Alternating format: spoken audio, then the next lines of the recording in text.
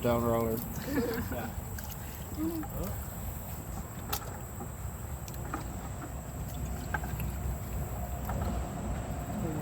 Okay. All right. Well, I don't know if you want to put this one in. He might get stuck. This is a yellow bullhead catfish. Now he's gonna bite me. Anyway, Whoa. this is a catfish. They get about 2 to 3 times the size. They're real small catfish. And catfish have these barbs on their dorsal and pectoral fins that have slime on them that will irritate you badly if you get popped by one.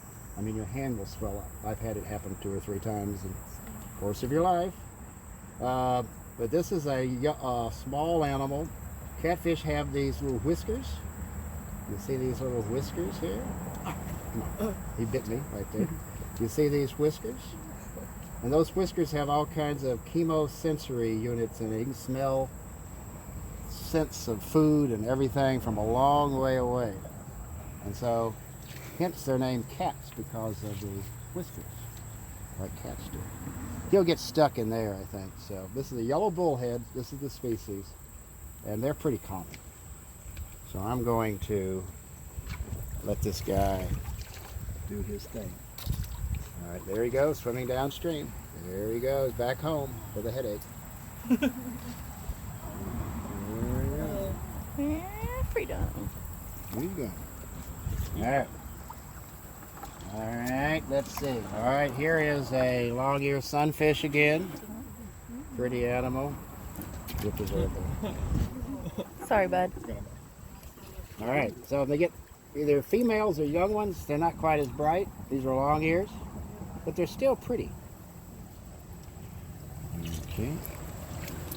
Bye.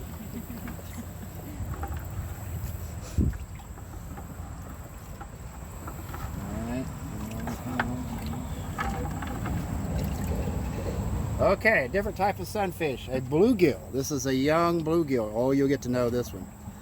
This is one that we'll put in here to see to point out these things. It's fine. I really don't care.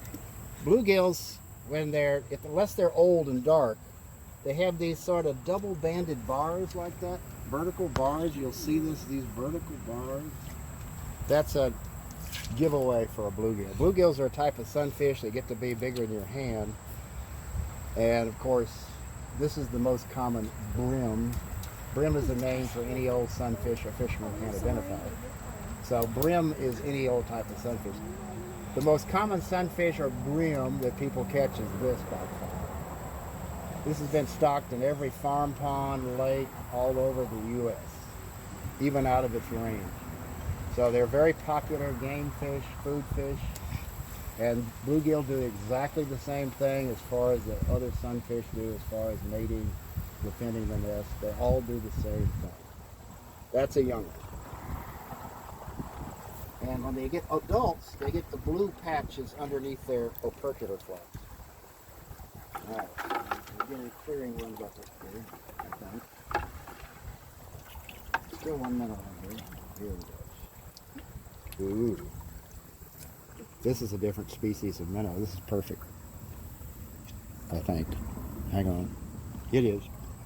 This will be a tough one for you to identify, but this is a tricolor shiner. It's not a breeding male, so they're a little different. Just look at the colors are a little different than what you saw in those others. And in lab we'll maybe point some of that out. This is a tricolor shiner, and that's another fish that indicator of good water quality. In actual fact, we will probably preserve that one, not the bluegill. Why don't you pour these two things in here? Okay, we can let the bluegill go. There you go. Bye, bud. All right. I don't know if we got anything in here.